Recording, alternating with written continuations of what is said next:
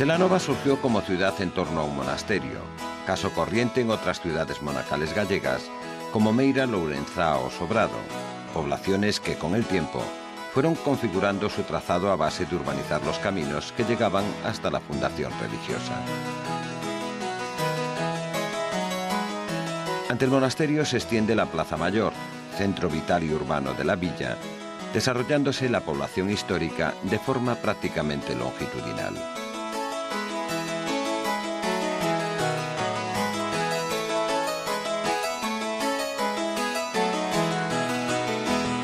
Hacia el norte creció la ciudad burguesa del siglo XIX a lo largo de la calle San Roque y de su prolongación en la calle Curros Enríquez.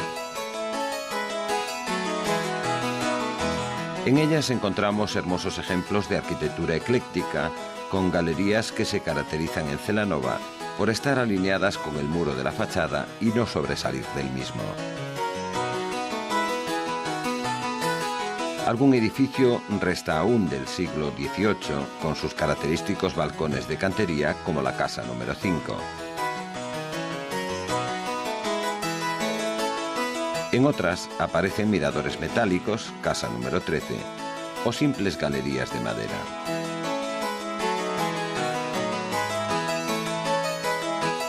Aquí encontramos también dos edificios civiles de interés. La antigua cárcel, obra de sillería construida en la más sobria arquitectura neoclásica, con pilastras dóricas en los esquinales, perteneciente al reinado de Isabel II, como se indica en la portada.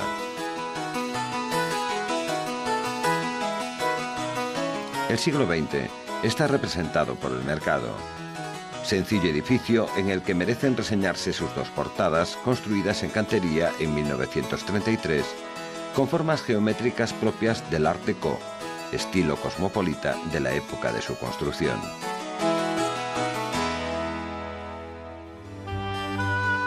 Celanova es tierra de grandes poetas y en su honor se ha recuperado la casa natal de uno de ellos, Curros Enríquez, al que acompaña en la nómina literaria local Celso Emilio Ferreiro. El edificio admira por su sobrio neoclasicismo, sobre el que han depositado varias placas conmemorativas de otras tantas instituciones.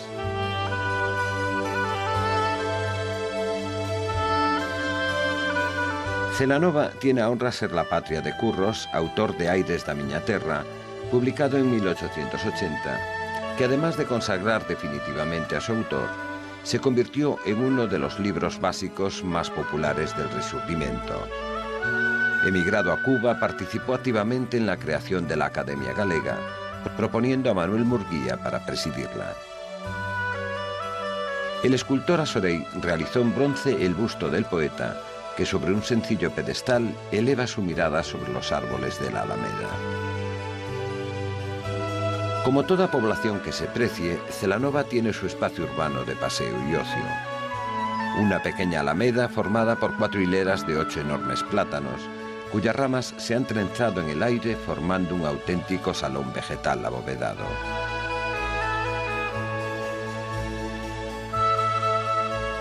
Frente a ella, los edificios de la calle Cesáreo Fernández Losada nos muestran varios ejemplos de casas de galerías alineadas en fachada y realizadas con las características filigranas de ebanistería propias de esta ciudad. Hacia el sur se encuentra la Celanova popular, la ciudad humilde, formada por la Plaza do Millo y la Rúa Manuel Lezón, conocida antiguamente como la Rúa de Abaixo. En la Plaza do Millo encontramos el espacio más antiguo que se conserva del mercado rural de la villa. Sus soportales cobijaron antaño las ferias periódicas propias de las poblaciones del agro gallego.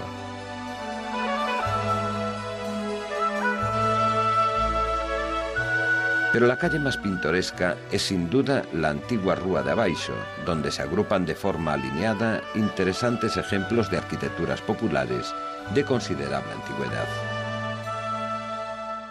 Se trata de pequeñas casas de 2 plantas con salientes voladizos sobre la calle, formados por galerías acristaladas, corredores de madera, balconadas y algún que otro edificio señorial que conserva aún la piedra de armas heráldica. El recuerdo de la sociedad rural que vivió en esta villa durante siglos, bien para atender las necesidades del monasterio o para el cuidado de sus tierras, lo encontramos en el grupo de hórreos de madera muy deteriorados, situados en la misma calle.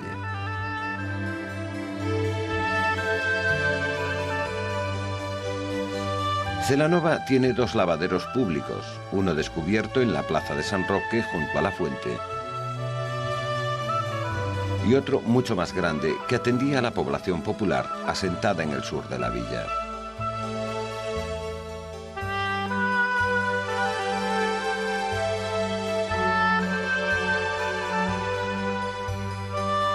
El corazón de la ciudad es su plaza mayor.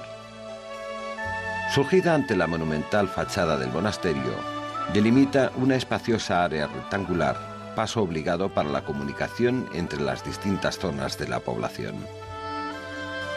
Dando frente a la mole conventual, las casas de estrecho frente se aprietan alineadas con una variada diversidad de soluciones constructivas.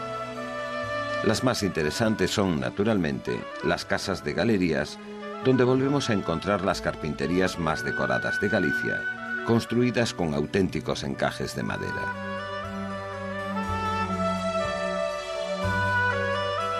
Trasladada desde el claustro del monasterio, el único elemento decorativo de la plaza es la elegante fuente barroca de dos tazas, que vierte el agua al pilón a través de caras grotescas talladas en sus bordes.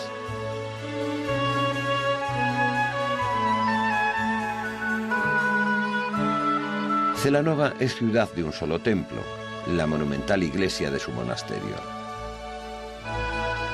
Carece de otras parroquias tan numerosas en las poblaciones históricas de Galicia. Solamente hay dos ermitas en sus alrededores, junto a la antigua carretera que une la villa con Portugal. Se trata de la capilla del cementerio, un templo barroco en cuyo atrio se encuentra el cementerio de la ciudad, que con el tiempo ha sido transformado para adaptarlo a simple capilla, reduciendo sus dimensiones.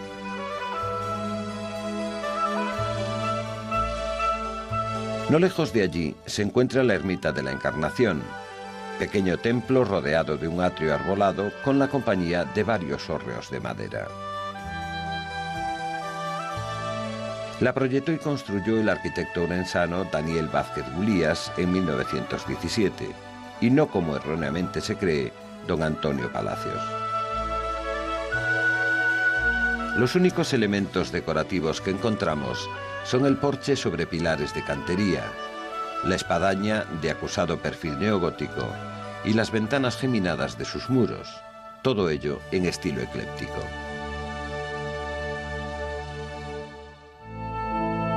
El santuario de la Virgen del Cristal se encuentra en las afueras de Celanova, próximo a Vilanova dos Infantes. Se trata de un templo barroco de una única nave, al que se accede por una alta escalinata de piedra. Como suele ocurrir con los santuarios, se trata de arquitecturas no encasilladas en tipología alguna, con elementos singulares en la composición de su fachada principal.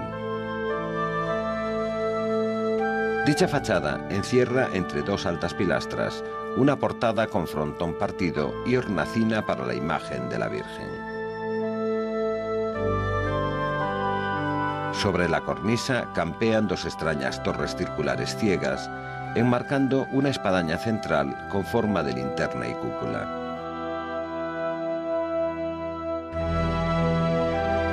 En el interior destaca un majestuoso baldaquino barroco, donde se cobija la venerada imagen de la Virgen del Cristal.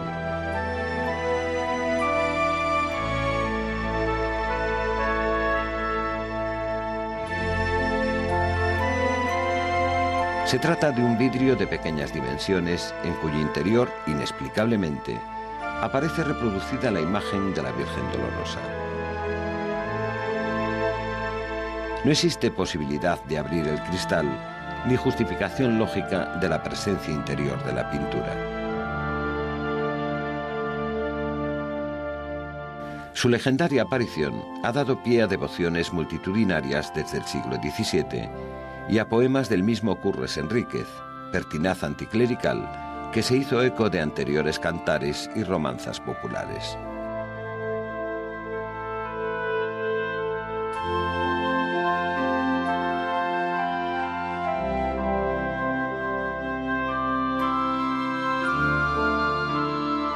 En la cercanía de Celanova se alza la ciudad hidalga Vilanova dos Infantes, como si se tratara de un barrio alejado de la propia villa monacal. En ella residieron los padres del santo fundador San Rosendo, aunque su actual trazado y aspecto se remonta a la Edad Media.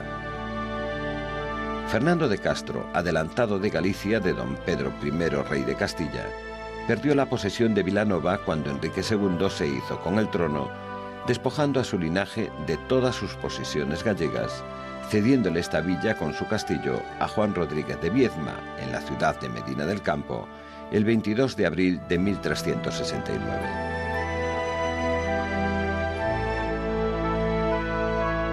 Posteriormente, los bienes y heredades de los Viedma pasarían a la Casa de Monterrey. Así las cosas, los vasallos de la comarca se sublevaron en plena contienda irmandiña en el siglo XV, destruyendo el torreón de Vilanova dos Infantes.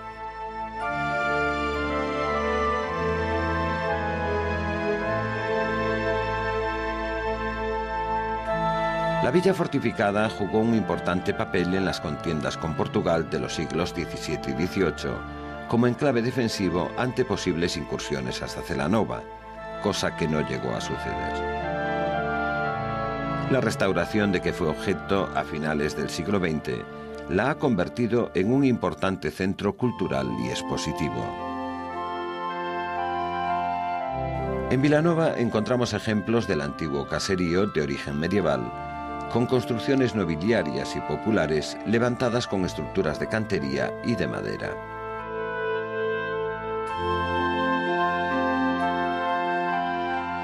Arquitecturas que se han conservado con pocas alteraciones en esta pequeña población histórica, como si el tiempo no hubiera transcurrido por ella.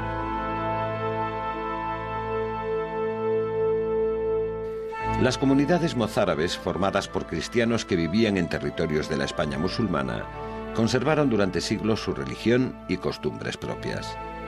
Por ello, en la arquitectura levantada por los constructores mozárabes, se mezcla la tradición basilical paleocristiana con el sentimiento islámico del espacio fragmentado y la ordenación lineal de cuerpos con planimetría cuadrada. Estos templos tienen elementos constructivos islámicos, como los marcos en puertas o ventanas llamados alfiz, los arcos de herradura de amplio desarrollo, los modillones salientes que sujetan el alero de las cubiertas, las capillas con planta de herradura y las cúpulas gallonadas que recuerdan a los mihrab de las mezquitas. San Miguel de Celanova nació como parte integrante del monasterio. Se trata de un pequeño oratorio consagrado hacia el año 942. Sin embargo, la comunidad que habitaba Celanova en aquellas fechas no procedía de Andalucía, sino de Ribas de Sil, lo que hace más enigmática la pureza mozárabe de esta construcción.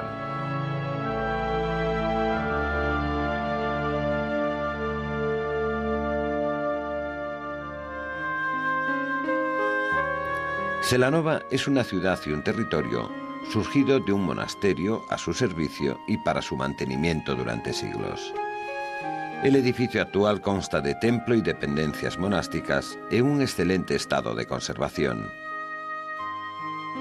Se trata de un conjunto reconstruido en su totalidad entre los siglos XVI y XVIII, que de una manera u otra no ha dejado de tener distintos usos hasta nuestros días, cuya falta origina la ruina de las arquitecturas antiguas, siendo objeto de diversas restauraciones recientes.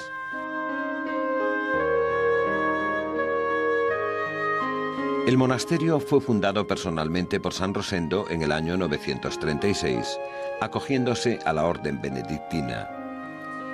De aquella época se conserva solamente la capilla mozárabe de San Miguel. Sus sillares han sido testigos de una larga historia de más de 1000 años, en los que las construcciones del conjunto se fueron reponiendo y sustituyendo hasta llegar a nuestros días, tras pasar por momentos de profunda decadencia y de esplendor religioso y económico, como motor de toda la comarca y gran centro espiritual de esta región orensana. El largo frente que forma la fachada del conjunto se inicia con el templo y se extiende con las dependencias monacales, hoy destinadas al concello de la villa y a otros usos. Durante la Guerra Civil y hasta el año 1943, parte del monasterio se convirtió en prisión. La última remodelación para convertir sus naves en Instituto de Educación Secundaria le valió el Premio Europa Nostra de 1984.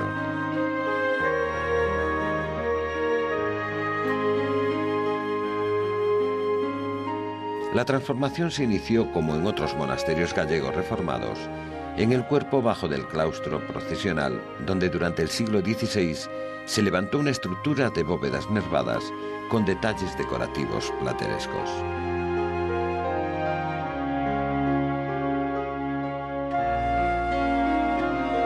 Hubo que esperar 2 siglos para que fuera levantado el piso alto, produciéndose una perfecta simbiosis con la arquitectura de placas que recrea la potente decoración barroca del conjunto. Su autor fue el monje arquitecto Fray Plácido Iglesias, al que con justicia deberíamos denominar el Borromini gallego.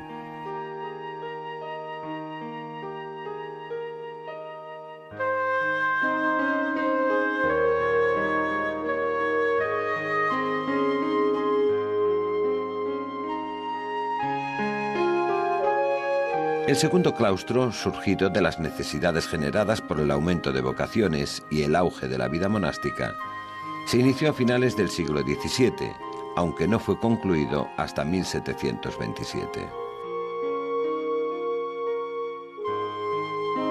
Su diseño, de austero clasicismo, nos recuerda cómo el barroco gallego, tan exuberante y naturalista, también tuvo una corriente comedida que utiliza las pilastras clásicas, como en este caso, recurriendo al orden dórico en las arquerías de la planta baja y al orden jónico en el piso superior.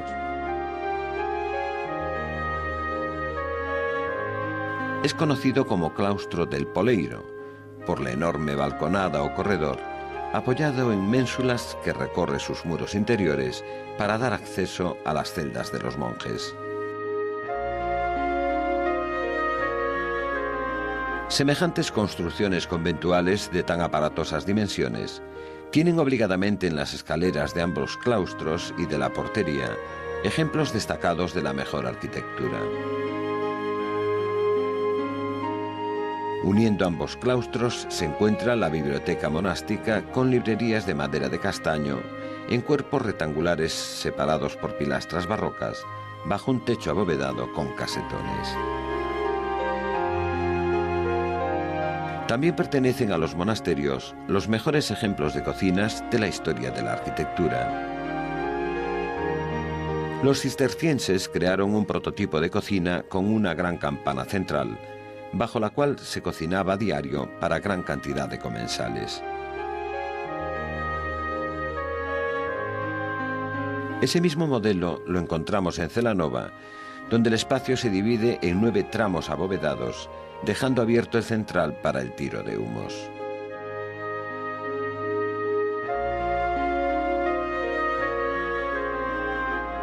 La gran chimenea exterior es el mejor reflejo de la importancia que el monacato daba a la actividad culinaria.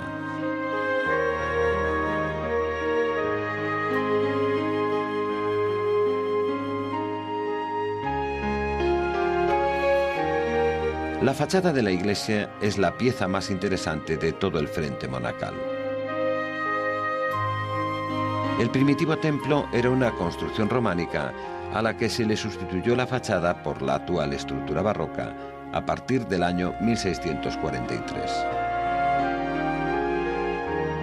Luego, una vez construida la fachada, se inició la reconstrucción total del resto de la iglesia. Con esta fachada, Galicia entra de lleno en el barroco. El sólido basamento de casetones, las potentes columnas exentas y las salientes molduras de las cornisas y de los frontones partidos son la mejor muestra del nuevo gusto por los alzados de acusada volumetría, donde la luz y la sombra acentúan la potencia de los cuerpos y elementos arquitectónicos.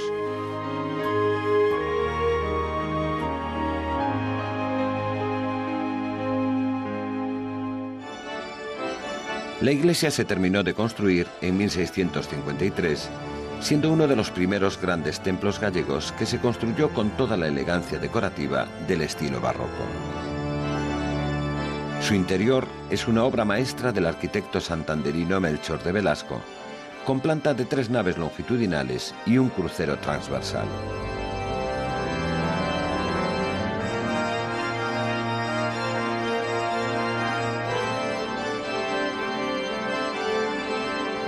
El ábside rectangular está alineado con la nave y la cúpula central, donde la decoración invade la semisfera con abultados detalles vegetales. En su testero se eleva el monumental retablo articulado con 4 grandes columnas salomónicas. La estatua de San Rosendo no podía faltar entre el resto de imágenes y relieves dedicados a la vida de Cristo.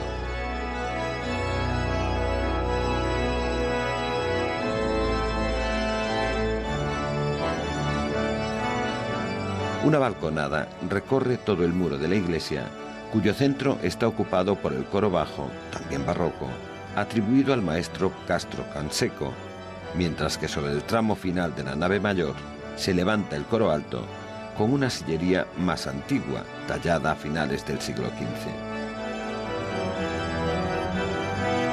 La conservación de todo el mobiliario litúrgico, rejas, bancos, púlpitos, pavimentos y retablos en el templo de Celanova nos traslada a los momentos álgidos de la vida monacal durante los siglos XVII y XVIII, cuando el lujo de vestimentas y objetos sagrados, la solemne música gregoriana y la densa atmósfera del ceremonial religioso debieron ensimismar a los fieles que llenaban tan grandioso espacio.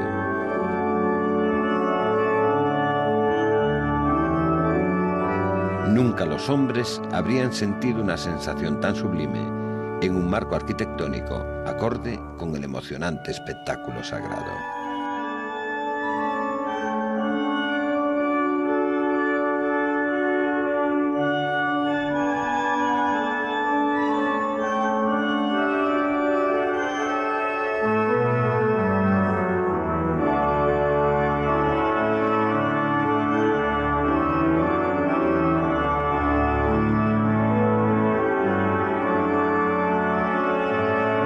Gótico y las ventanas geminadas de sus muros, todo ello en estilo ecléctico.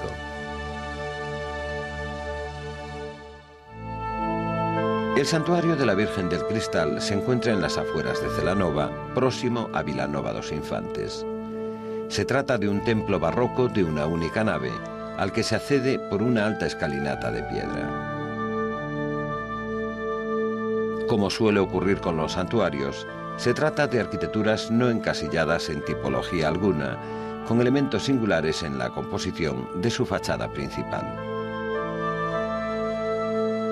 Dicha fachada encierra entre 2 altas pilastras una portada con frontón partido y hornacina para la imagen de la Virgen.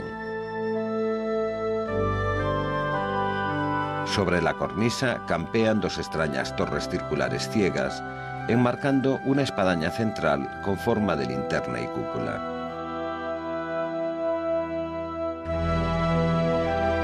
En el interior destaca un majestuoso baldaquino barroco, donde se cobija la venerada imagen de la Virgen del Cristal.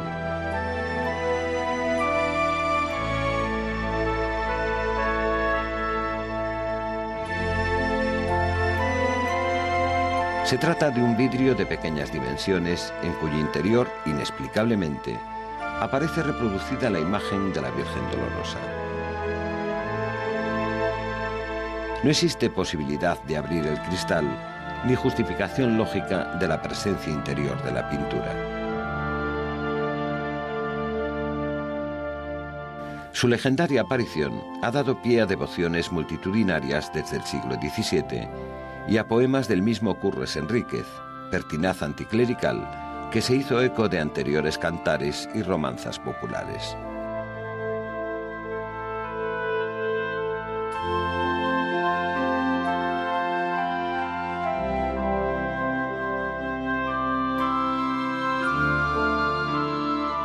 En la cercanía de Celanova se alza la ciudad hidalga Vilanova dos Infantes, como si se tratara de un barrio alejado de la propia villa monacal.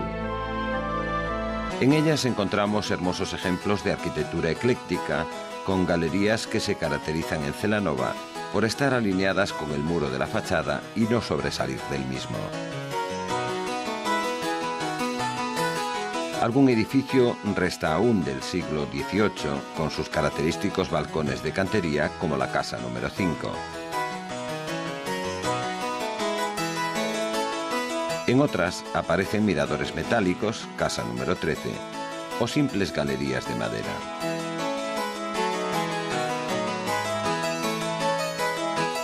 Aquí encontramos también dos edificios civiles de interés. La antigua cárcel, obra de sillería construida en la más sobria arquitectura neoclásica, con pilastras dóricas en los esquinales, perteneciente al reinado de Isabel II, como se indica en la portada.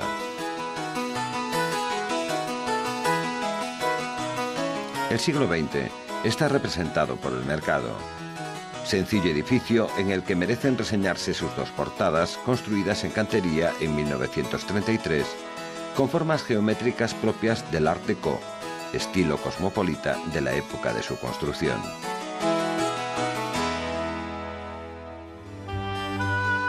Celanova es tierra de grandes poetas y en su honor se ha recuperado la casa natal de uno de ellos, Curros Enríquez, al que acompaña en la nómina literaria local Celso Emilio Ferreiro. El edificio admira por su sobrio neoclasicismo, sobre el que han depositado varias placas conmemorativas de otras tantas instituciones.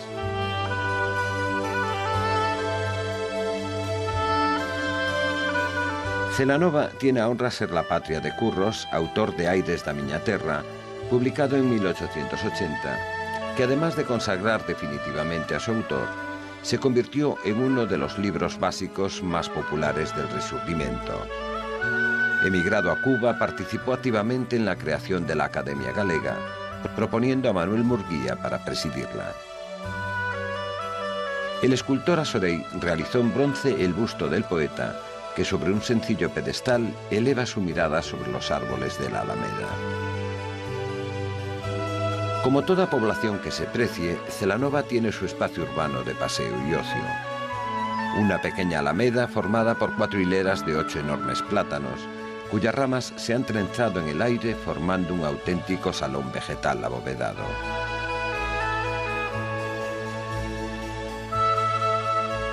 Frente a ella, los edificios de la calle Cesáreo Fernández Losada nos muestran varios ejemplos de casas de galerías alineadas en fachada y realizadas con las características filigranas de ebanistería propias de esta ciudad. Hacia el sur se encuentra la Celanova popular, la ciudad humilde, formada por la Plaza do Millo y la Rúa Manuel Lezón, conocida antiguamente como la Rúa de Abaixo. En la Plaza do Millo encontramos el espacio más antiguo que se conserva del mercado rural de la villa. Sus soportales cobijaron antaño las ferias periódicas propias de las poblaciones del agro gallego.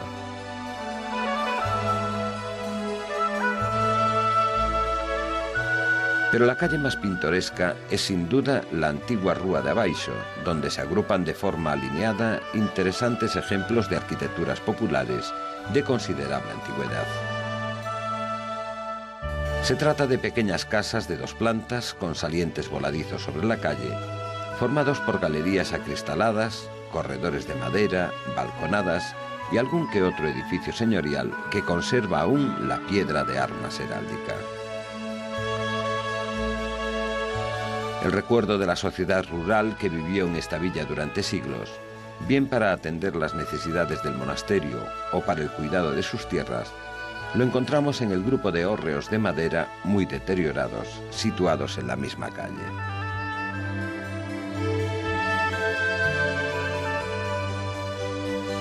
Celanova tiene 2 lavaderos públicos, uno descubierto en la plaza de San Roque junto a la fuente,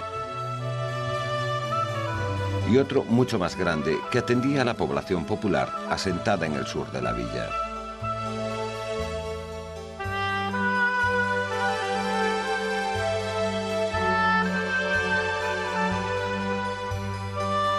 El corazón de la ciudad es su Plaza Mayor.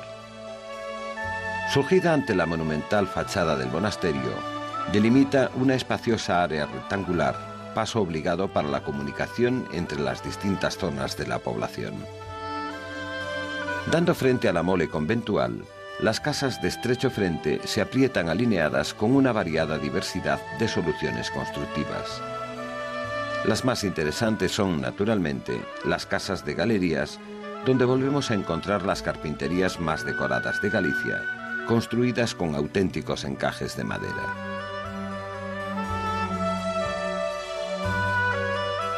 Trasladada desde el claustro del monasterio, el único elemento decorativo de la plaza es la elegante fuente barroca de 2 tazas, que vierte el agua al pilón a través de caras grotescas talladas en sus bordes.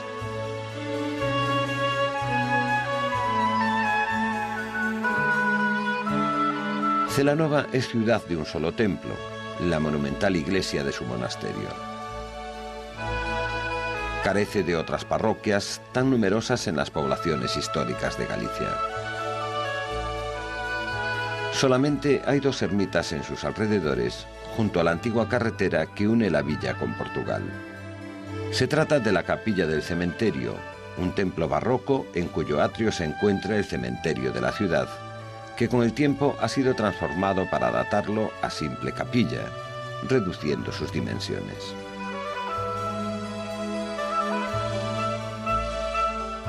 No lejos de allí se encuentra la ermita de la Encarnación, pequeño templo rodeado de un atrio arbolado con la compañía de varios hórreos de madera.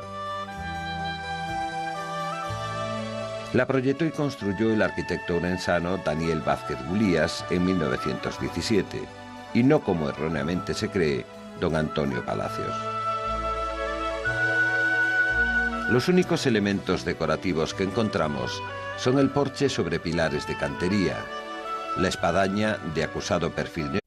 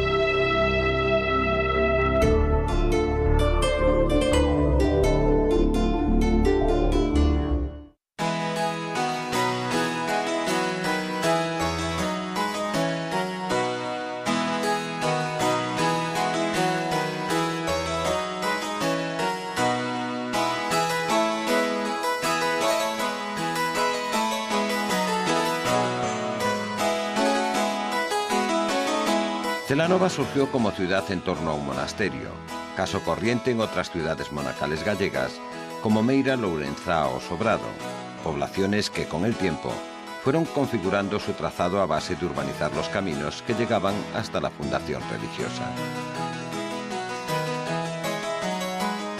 Ante el monasterio se extiende la Plaza Mayor, centro vital y urbano de la villa, desarrollándose la población histórica de forma prácticamente longitudinal.